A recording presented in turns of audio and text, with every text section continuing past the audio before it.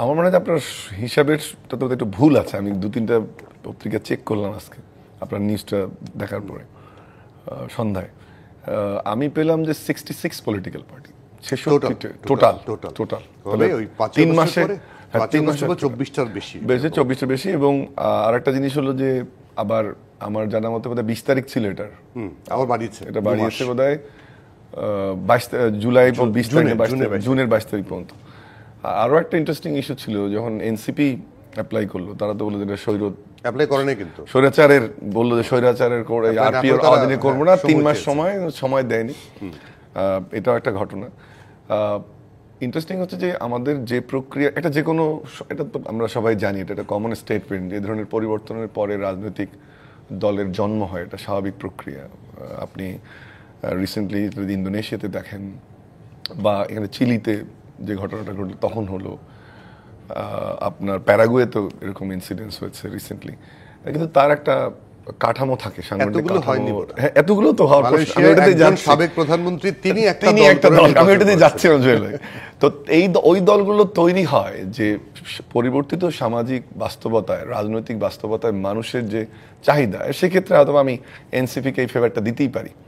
যদি 90 হয়নি তারা এটা করছে, এই ধরনের একটা প্ল্যাটফর্ম থেকে, তার আন্দোলন থেকে, এখানে আমি অন্য কোনো পার্টিকে ছোট করছি না, কিন্তু এই বাড়াটা অস্বাভাবিক। এবং আমরা যেমন শিক্ষার্থীদের মধ্যে, আমি বিশ্ববিদ্যালয়ে পড়াই, নেতা হওয়ার একটা প্রবণতা আমি লক্ষ্য করছি, ছোট ছোট ইভেন্টকে কেন্দ্র করে ফেসবুক পোস্টের মাধ্যমে একটা কিছু করে এটা প্রচার করে। সো প্রচার পাওয়াটা একটা ঘটনা।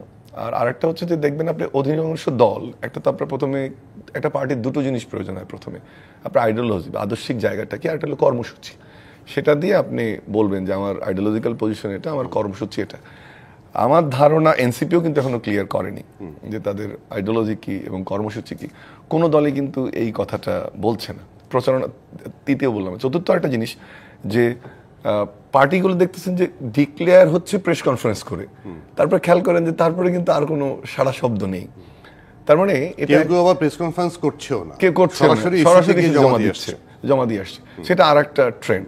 তার মানে এটা এক ধরনের ফ্যাশনে হয়ে গেছে যে আমি একটা রাজনৈতিক দলের নেতা বা আমি একটা রাজনৈতিক দল করছি। আরও দুটো ইন্টারেস্টিং জিনিস যোগ করি, সেটা হচ্ছে দেখবেন যে ক্রাইটেরিয়া আরপিওতে আপনার আছে বেসিক্যালি 3টা ইম্পর্টেন্ট জিনিস। একটা হচ্ছে আপনার অফিস একটা থাকতে হবে, 3টার মধ্যে যদি ভুলে যাই, বোধহয় 90 ক, এটা আরপিওর 90 কতে বলছে 3টার একটা অল্টারনেটিভ থাকতে হবে। অথবা আপনার দল নির্বাচনে অংশগ্রহণ করেছে, একটা সিট পেয়েছে, অথবা আপনি যে কনস্টিটিউয়েন্সিগুলোতে নির্বাচন করেছেন তার 5% ভোট থাকতে হবে।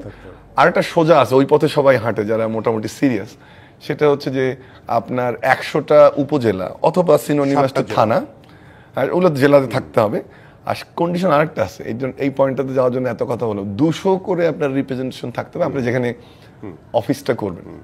আরেকটা হচ্ছে আপনার একটা তো পার্টির কেন্দ্রীয় কমিটি থাকবে, মহিলাদের সম্ভবত 33%, নতুন আরপিওটা চেঞ্জ হওয়ার পর কী হচ্ছে আমি জানি না, বাট 33% থাকতে হবে। এই ক্রাইটেরিয়াগুলো, এগুলো কোনোটাই কিন্তু পড়ে না। আবার যারা অ্যাপ্লাই করছে দেখবেন সবাই অ্যাপ্লাইও করছে না, ক্রাইটেরিয়া ফুলফিল করছে না। আর আপনাদের যে নিউজটা হয়েছে এটা হচ্ছে যে মোটামুটি গুছিয়ে উঠছে বা সাইনবোর্ড দিয়ে করছে, সেটা একটা ঘটনা। ফিফথ আসলে একটা জিনিস বলি আমি, সেটা হচ্ছে যে আমরা কিন্তু এই ধরনের বিপ্লবের পরে আমাদের মতো দেশগুলোতে, যেটা আফ্রিকাতে দেখা যায়, পার্টিকুলারলি রুয়ান্ডা, উগান্ডাতে গণহত্যার পরবর্তী সময় এই ধরনের কিছু সম্প্রদায় ভিত্তিক দল তৈরি হয়েছিল, যেগুলো পেট্রোনাইজ করেছিল বিভিন্ন বিদেশি গোষ্ঠী সংস্থা, ওদের রিসোর্সের কারণে, পলিটিক্যাল ইস্যুর কারণে। আমাদের এখানে কিন্তু কিছু কিছু দলের ক্ষেত্রে এটা আমরা দেখি যে উপরের দিকে যে কয়টার নাম আমরা শুনছি, এই ধরনের বাইরের পৃষ্ঠপোষকতা বা এটা থাকে। ফান্ডিং নিয়ে আমাদের প্রশ্ন আছে যে ফান্ডিং কিভাবে হচ্ছে না, আরো ডিটেইলস ফান্ডিং এবং যে লোকগুলো করছে এই জায়গাটা যাব। আগে একটু ফেরদৌস মামুন আপনার কাছে জানতে চাই যে আমি শেষ করে একটা কথা বলি, আসলে এই ধরনের পার্টি আমাদের যে ডিজায়ারটা, বিপ্লবের নতুন বাংলাদেশের ডিজায়ার, তার আশেপাশে যদি না যায়, এগুলো আসলে আপনি যে রিপোর্টটা করলেন এদের ভবিষ্যৎ এরকম।